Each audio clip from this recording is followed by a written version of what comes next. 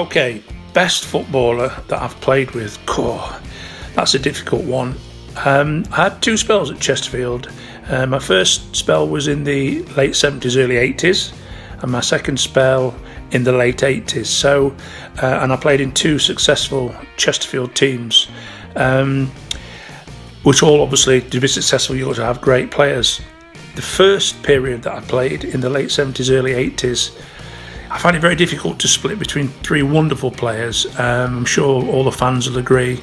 Rodney Fern, absolutely magnificent player. Alan Birch, a wonderful striker, and also Jeff Salmons. All those three people play at the highest level, and all were three great guys. As a youngster myself, helped me enormously. All three of them had great strengths, and with other good players around them, but I think it was them three that kind of gave the icing on the cake and obviously helped with some great results and some great success. In my second spell, in the late 70s, under John Duncan, in the 4th Division Championship team, once again, great team with some great players, but the player that I'd have to pick out there as the best player would have to be Ernie Moss. Playing in Division 4, it was a more direct game, and Ernie, with his power and strength in the air, would cause so many problems to other teams' defences, which would create so many goal-scoring opportunities for the likes of Phill Brown, myself, Bob Newton, Steve Spooner, Steve Kendall, along with a great defence and a great goalkeeper in Chris Marples and Les Hunter and Steve Baines at the back and Sean O'Neill. We had a great team, but I think Ernie Moss there would be the greatest player. So that would be my four best players really in my two spells at Chesterfield. Okay, so the biggest jokers in the club. Once again, in my two spells at the club, but my first spell in the late 70s, early 80s, we had a fantastic team spirit, which I'm sure helped us become a great team. But we had two people, and I'm laughing because I think all the things they did. Alan Birch and Jeff Salmons were incredible jokers, and a couple of things they did.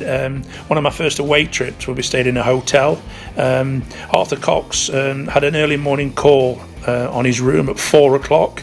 And he was really angry the next morning, and he pulled all the team together and demanded to know who'd put that on his room, and he threatened us all with a fine, and Jeff Salmons just stuck his hand up and said, "It was me, boss. It's a bit of fun, that's what we're here for, to have a laugh." And Arthur Cox wasn't very happy with that at all, and I think Jeff fined him. He fined Jeff for obviously putting that early morning call, but it was so funny. I don't know how Jeff dared do that, but me as a youngster, I was amazed he did it, but it was really funny. And another story is we all went out for a physical training session out in the Peak District, and Jeff Salmons and Ricky Heppelet was injured, so they had to go up there as well and go for a walk, apparently to get fresh air and just to kind of help with recover from their injuries. Well, when we all arrived back at the ground, Arthur Cox used to weigh us on the scales every week, and if it was overweight, we all had a plain weight, we would be fined. So we all get back and we're being weighed, and an hour passes by, and Jeff Salmons and Ricky Heppelet have kind of gone missing. So Arthur Cox was concerned and sent Frank Barlow out to look for them. And on his way out to the Peak District, he saw them coming back in his car, so he followed them back to the ground, and he said to Jeff and Ricky, "Right, you need to be weighed." And Jeff Salmons was kind of £5 over his normal playing weight, and Frank said, "How come you're that?" He says, "Well, I've been to Bernard Shaw's pub in Baslow, and I've had 3 pints of bitter and pie and chips." And Frank said, "I can't tell Arthur Cox that." He said, "You go and tell him." He said, "That's you tell him what I've done, and I don't care. And I'm injured. I'm not playing." And it was so funny, the jokes that he played. And like I say, Alan Birch as well. He when Bill Green got promoted to one of the coaches, they all had new coaching kit, white boots, and so Alan Birch went and bought a tin of black shoe polish, and he because Bill Green was player coach, so he was kind of on the fence, and Alan painted his shoes with his black shoe polish, and of course next morning when Bill came in, he went absolutely crazy. He first went for me thinking I'd done it, but when he found Alan had done it, and he was still a player with us, and he realised the funny side of it. So they were playing jokes all the time, but it was wonderful, but you had to be on your guard with both of them. In my second spell, once again, so many good guys there, but Bob Newton was funny, and he always playing jokes. And one particular story, we trained at Eckington, which is about 8 miles from the ground, and we all used to go out there in cars, and I was in the car, me, Bob Newton, Steve Kendall, Chris Marples, and I think Brian Scrimmager. Anyway, so after we'd finished training, we had to travel back from Eckington in the car to the ground for a shower. And so Bob made Chris Marples take all his clothes off because he'd been diving around in the sludge, and put them in the boot. So Chris sat in the back seat with just his briefs and shoes on. Anyway, halfway back, about 4 miles from Saltergate, Bob pulled the car up and he said, and we were all startled, he said, "What's the matter? That guy's flashing me in the car behind." He said, "I wonder if my brake lights aren't working. Chris, will you get out and check?" So of course Chris got out of the car, and as soon as he got out of the car, Bob drove off and left him in the middle, 4 miles from the ground, with just briefs and shoes on. And of course, Chris started walking back to the ground. It's freezing cold, and luckily for him, John Duncan and Kevin Randall was following in the car behind, a couple of miles back. So they picked him up and brought him back to the ground. And John Duncan said to him, "You're so dippy, Chris. Cracking me. How come you fell for that one?" And Kev Randall was in tears with laughter, as we all were. And they may seem silly things, but they all created a great team spirit, and everybody has a laugh about it. And that's what happens in football. You have to have a sense of humour, otherwise you kind of don't become one of the gang kind of stuff. So those are my kind of joker players from my career. So, who's most likely to win a wrestling Royal Rumble match? Well, once again, the two spells that I played, firstly in the late 70s, early 80s, a lot of tough people in the team, but one guy who was, I'd put him against anybody, is John Turner. I am surprised that when he finished playing football, he didn't join the SAS.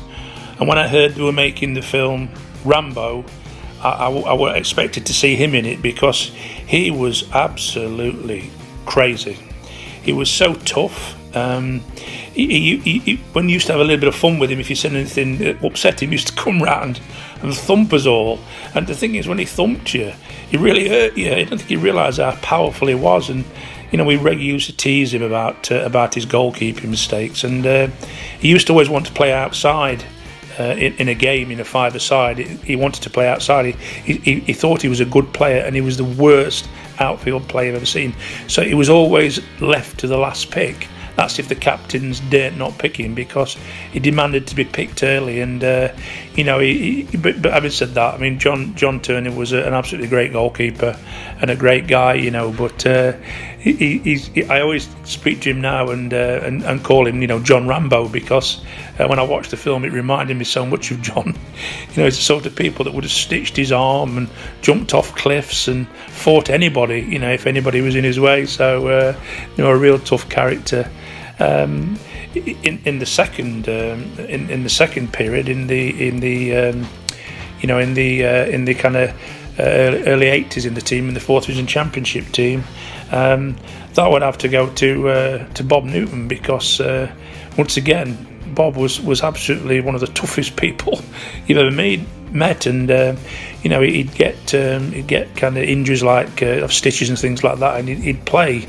He was so tough and so strong, and I remember being a bit fearful of him, because because of his strength and everything. And I'll never forget when I took his place, the story that when I took his place against Scunthorpe, and he was left out of the team, and I was really excited about playing, and I said to him, "Unlucky Bob, obviously, having a rest and what have you." Well, he went and stood on the cop, and when they announced the team, number 9, Phill Walker, the whole cop booed, and they were chanting, "We want Newton," for the whole of the game. And actually, he was in there as the conductor, and I think he'd threatened them all that if they didn't sing and go along with him and boo me, I think he'd kind of take them all on one by one. And no, he was one of the toughest people. Those two, I often talk about both of them now, and saying one day we'll have to get you together in a wrestling ring and fight each other. That would be fantastic, wouldn't it? In the middle of the B-Net 2-Net Stadium, they'd obviously get Bob Newton and John Duncan to fight each other. That would be great, like a wrestling match. I'm sure it would be a packed stadium. Something we'll have to think about that.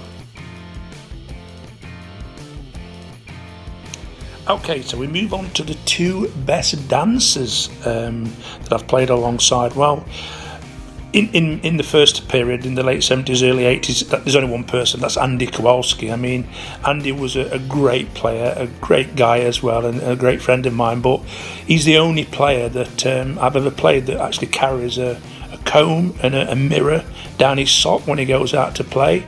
In fact, we had to take all the mirrors out of the dressing room, because if he'd have left them in there, he would have never gone on the pitch to play. He always used to look after his hair and the way he dressed. And I think when a Saturday came, he most important part of his day was getting to the Aquarius after and being out there dancing on the floor and enjoying it. And we always used to tease Andy about his appearance, and all the ladies were after him, and but he was a great midfield player. But like I say, he loved obviously the lifestyle that went with the footballer, the flash cars, and all the ladies kind of fancying him. And even now he's kind of a bit older than me, but he's still now. I don't think he's got a grey hair in his head, and he just still looks now. He's a real playboy now still, and no, he's a great guy, Andy though. Going on to my second period at Chesterfield, in that team in the late 70s, that once again, Dave Caldwell, once again another player who he came to the club. Dave was a great player, fantastic, exciting player, and long blonde hair, and he was another one. We had to set the mirrors down because he spent most of the time after training just looking in the mirror, combing his hair and making sure he was all dressed properly. And once again, most important, I think, part of a Saturday or a midweek game is where we're going after. Are we going to the Aquarius or the Adam Eve or the Fusion? Once you're out there, he was on the dance floor, and and obviously with the flow of the night. And but once again, a great guy, and one that's a great friend of mine, and those two will be friends for life. But obviously very good looking guys, and great. Right, so we move on to which player had the worst taste in music. Crack me, this is 40 years ago. This is a tough one, because everybody had obviously the favourite songs, but I remember Gary Pollard, who was a young lad, pretty much similar age to me. He was a great lad, and he used to like, if I remember, ABBA, and he had all his, because he used to travel in players' cars to train and stuff, and he used to put ABBA on and stuff like that, and obviously used to get the Mickey took out of him because that was his favourite group. But going on to my second period in the 4th Division Championship winning team, that's got to be once again Bob Newton. I mean, believe it or not, Bob Newton's favourite singer is Barry Manilow, and Bob used to bring the CDs onto the team bus, and because he was so tough, he threatened the bus driver, you have to play these songs. And the thing is, we had these Barry Manilow songs on the way to the ground, and we were obviously all getting keyed up, and he used to sit in the back of the bus singing his favourite songs like Mandy, and I forget what the ones are called, but and we would like trying to get all geared up for the game, and we had this blooming Barry Manilow music, and then on the way home he had all his Barry Manilow CDs on, and he'd forced everybody to listen to them, and if you didn't like them, obviously he'd kind of thump you. So basically the whole team, the whole squad had to finish up saying, our favourite singer's Barry Manilow, but it weren't really Bob. So we move on to the worst dressed player in the squads. Once again, this is a tough one because in my first spell when I was a youngster, obviously there was a lot of older players in the squad. Some of them were kind of 8, 9, 10 years older than me, and I remember Bill Green, who once again, sadly no longer with us, Bill, but he was a wonderful guy, a brilliant player, played at the top level. Another one who came to the club and helped me enormously as a youngster. But Bill, obviously the suits that he had were kind of really old. Obviously with him being an older person, he had older suits, and when he had his suit on, I think it was Alan Birch who first picked it up, and he said to us all, do you think Bill looks like Inspector Blakey off on the buses? And of course he looked at him with his suit on, with his tash and everything, and he thought, cracking me, yeah. And anyway, nobody dared say anything to him until one day, obviously on the way back home, Alan Birch had had said something to him about, like the joke about looking like Inspector Blakey and I'll get you butter, all this kind of stuff, and it just spread, and everybody kind of teasing him with it, and he obviously was kind of player coach, and he was taking it the right way. But once again, it was all kind of, nothing was meant to harm anybody. It was all kind of fun and stuff. But that's something that I'll always kind of remember about Bill. And he was a great player. But yeah, when he was got his suit on, he always looked like Inspector Blakey up on the buses. Going on to my next spell in the 4th Division Championship team. Once again, there were so many people who kind of wore different dress, and I think the likes of the ones that went out a lot, and by that time I was kind of getting a bit older, so I didn't go out as much as what I did when I was younger, but obviously the likes of Dave Caldwell and Bob and Steve Kendall, and they used to always kind of come smartly dressed in all the fancy gear to kind of get out in the nightclubs after the game and party time for them, so I'd have to choose them. But once again, difficult kind of ones to choose. So we move on to who were the fastest players that I played with. Well, that's kind of quite easy, because in my first spell at the club, in the team under manager Arthur Cox, we had Danny Wilson. Danny was a young lad who Arthur brought in from Bury, and when he came to the club and to the training straight away, we could see what such a great player he was. And once again, Danny went on to play at a higher level, but Danny was so quick and so powerful. He was a great midfield player, and obviously with all the players with skills around him like Alan Birch and Jeff Salmons and Andy Kowalski and Phill Bonnyman, the job that Danny did, to kind of win the ball back and close people down, and he was incredibly fit, and when you saw him in training, he was so powerful and so strong, and when we did kind of sprint races and things like that, he was always miles ahead of anybody. He was a real powerhouse of a player. I suppose a similar type of player to kind of your Billy Bremners and your Dennis Wises and your Roy Keanes. He was that type of player, a really, really powerful player. In my second spell at the club, in the 4th Division Championship team, that went on then into, unfortunately, when we got promoted into the 3rd Division, then John Duncan bought in Dave Caldwell, and I'd watched Dave as a youngster when he was at Mansfield, and then obviously came into the club and played alongside him, and Dave had got blister in place, and I think Dave must have been very close to playing at the top level, because with the pace that he had, players, the team players were frightened to death of him, because balls knocked in behind them. They knew they had no chance. I don't know what he could run the 100 metres in, but it must have been quick. And it was a pleasure to play alongside him for quite a few games, because of he would get to balls that no other players would reach to. And like I say, Dave must have been very close. I know a lot of the top clubs looked at him, but he must have been very close in his spell at Mansfield and at Chesterfield not to have played at the highest level. And once again, a wonderful, wonderful person and a great friend.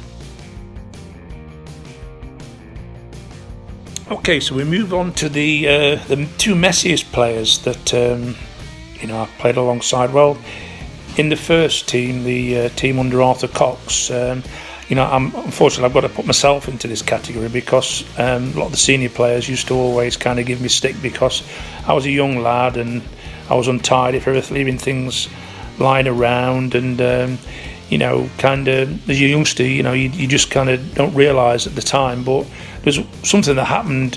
We played Blackburn Rovers away, and it was a real big game at the time, and we lost the game, unfortunately, at Ewood Park 1-0. And I remember coming into the dressing room, and we were all kind of it had been a rainy night, a sludgy pitch, and we all kind of walked in there with muddy boots and things.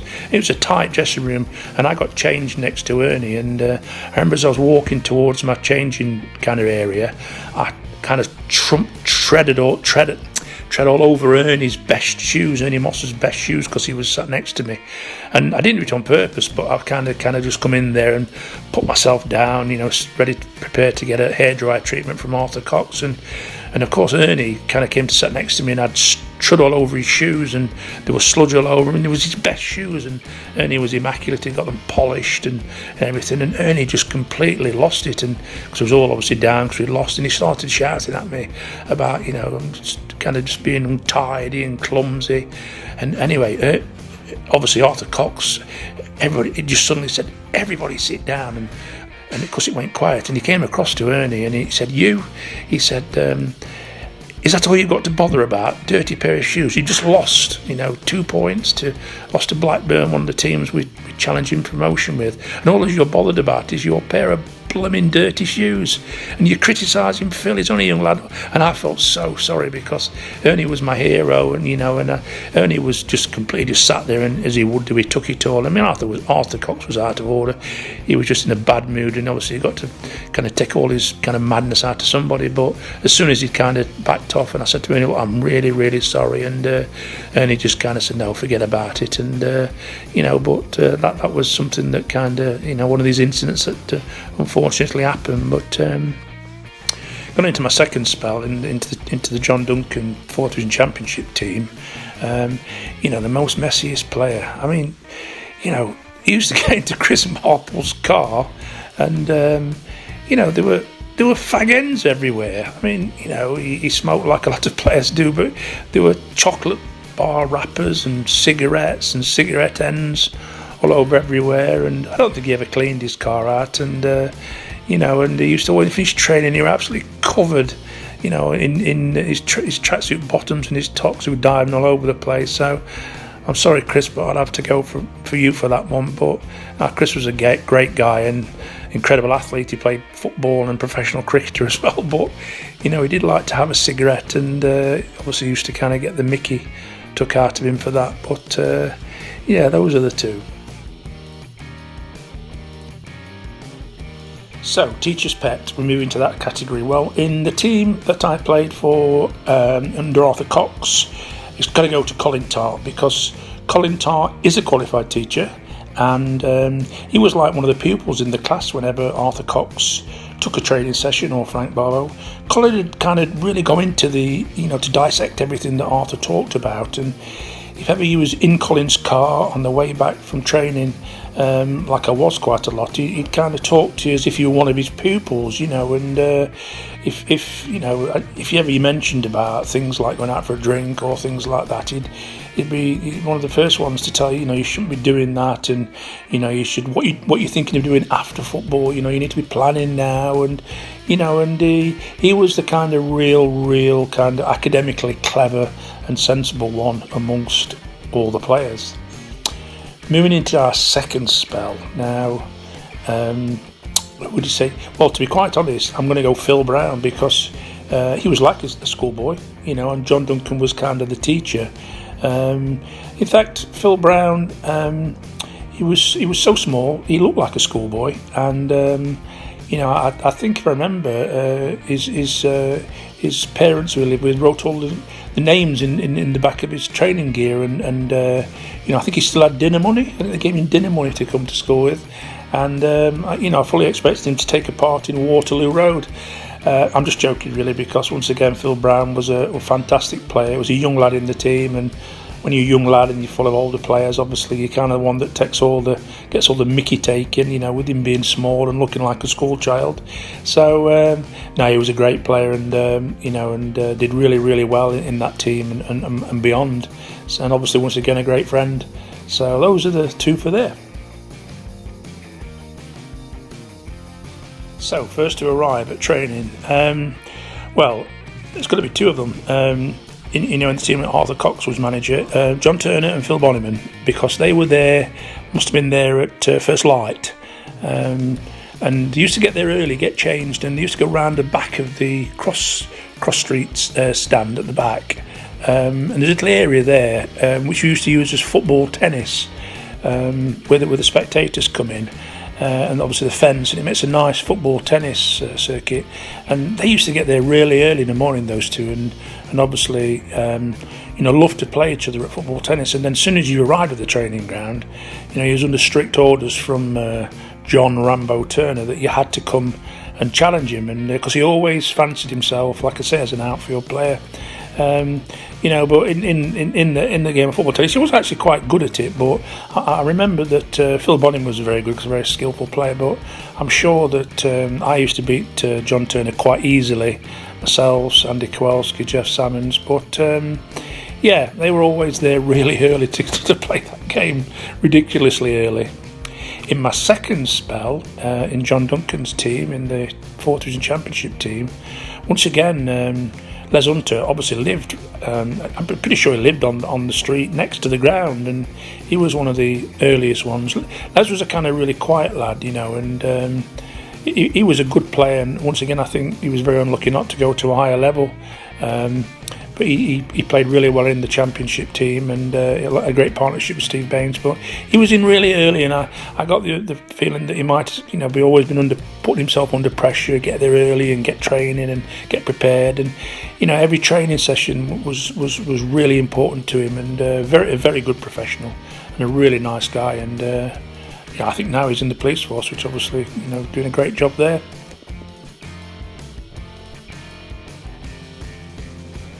Okay, we should move on to the worst trainer in the team. Now then, that's pretty easy, because in the first spell at the club under Arthur Cox, Arthur signed Glenn Leatheran from Leeds United, and I'll tell you, he's got, I think, 2 European Cup Championship medals, great goalkeeper, came to the club, and Arthur at first said he wasn't fit. And when you saw him train, Glenn was a really big guy, and in them days goalkeepers had to do cross-country runs, which now doesn't happen, but they expected to be as fit as the outfield players, and Arthur Cox was really tough, and Arthur weighed all players, and he had a playing weight, and he said to Glenn straight away, "You're overweight." And so Arthur borrowed him, can you believe this, his best fishing jumper for Glenn to wear in training, because that would make him sweat and obviously get some weight off to make him fitter and stronger. So of course Glenn had to train in this really kind of woolly fishing jumper that must have been uncomfortable. And of course when we did cross country runs, we'd start and by the time we'd finished, sometimes Glenn took a picnic with him or a tent, because he sometimes won't finish. In the day he was that slow at cross countries. Great at his goalkeeping, but hated doing physical exercise. And the story of the jumper gets worse, because one night he went home after training, and there was a frost, and he actually used Arthur Cox's woolly jumper to keep his engine warm so it wouldn't freeze over.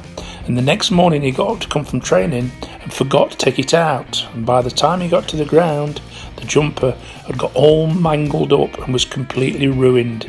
And of course Arthur Cox found out about this, and you can imagine what happened, can't you? Arthur was not happy at all that his best fishing jumper had been ruined.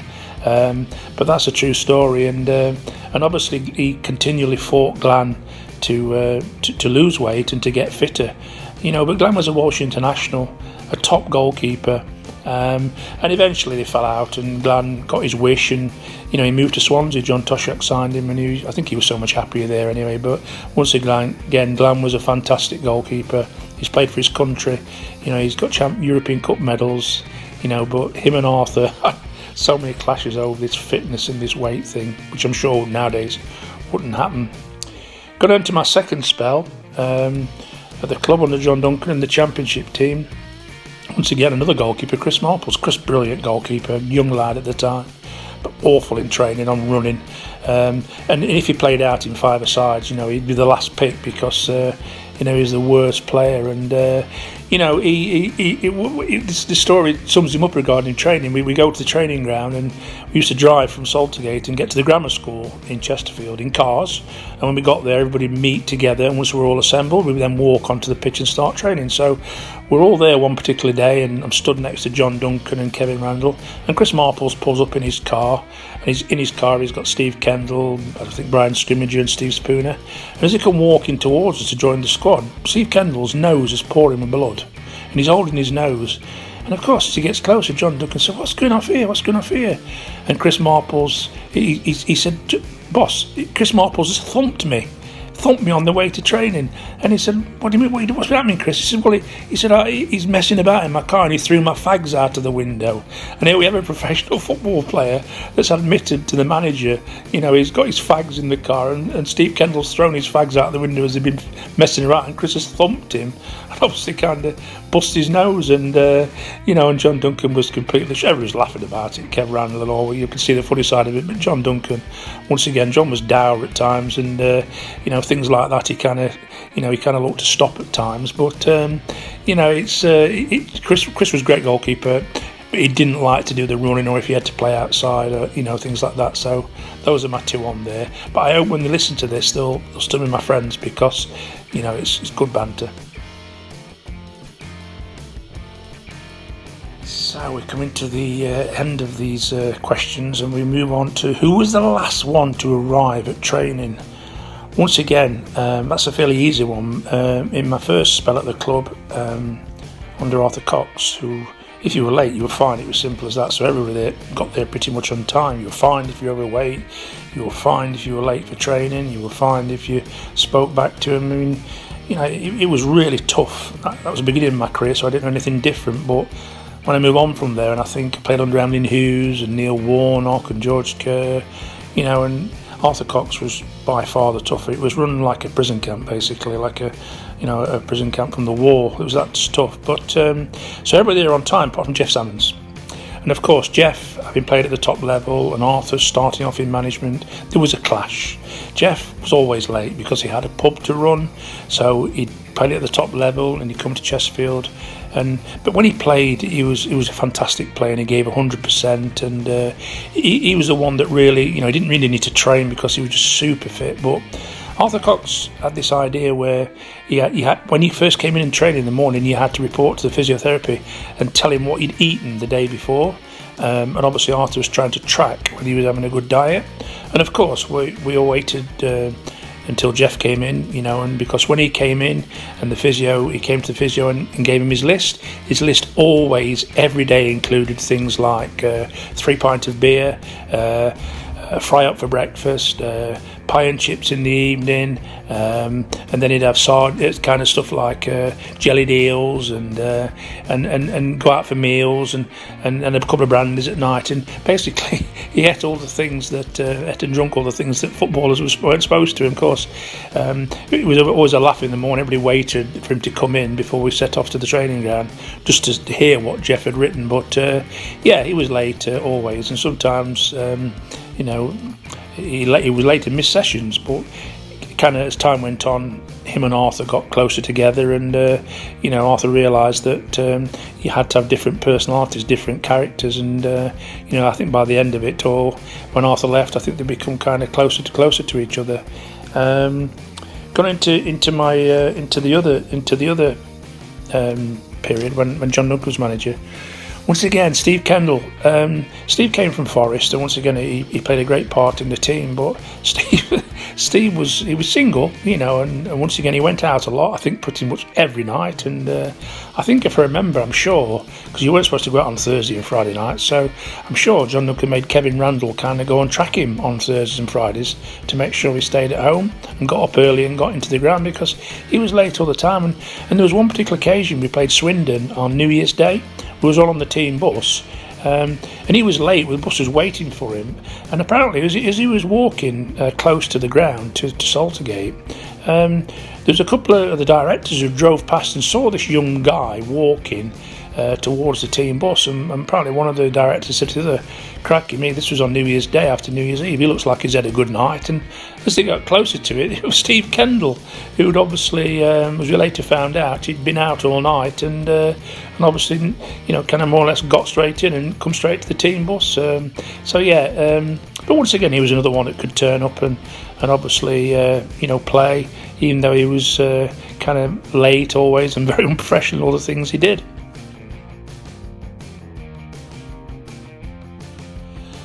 So we move on to my favourite Chesterfield memories. I was very privileged to play for Chesterfield in 2 spells, over 7-8 seasons. I had a most incredible time there. I was so privileged, so lucky to play for such a a wonderful team and meet so many great players and great people. And have some great memories. Pretty much every day that I went there was great. But in the first team, the Arthur Cox team, we were so unlucky not to get promotion. It was just so tight. But from that kind of team, the two games that stick out in my mind are the Anglo-Scottish games, playing at Ibrox against Glasgow Rangers. In the two legs there, and then obviously at home we drew 1-1 there. I scored in that game, and then we beat them on that famous night at Salzgate 3-0. That was an incredible occasion. They had their full team out, and I think a few weeks after that they went on to beat Celtic. So, that was incredible. Like I said, we were near the top of third division. Those were two incredible games, and then of course the final, which was over two legs. We beat Notts County at home 1-0, and that was a great night. And then obviously at Meadow Lane, a packed house, and we managed to get an extra time goal to make it 1-1 and win it on a 2-1 aggregate to win the Anglo-Scottish Cup and to be part of that. And that was probably my best memories. Also playing at Anfield as well in the Cup, even though we lost. But like I say, I was so privileged to have so many great times there, and I love the club. It's kind of part of me.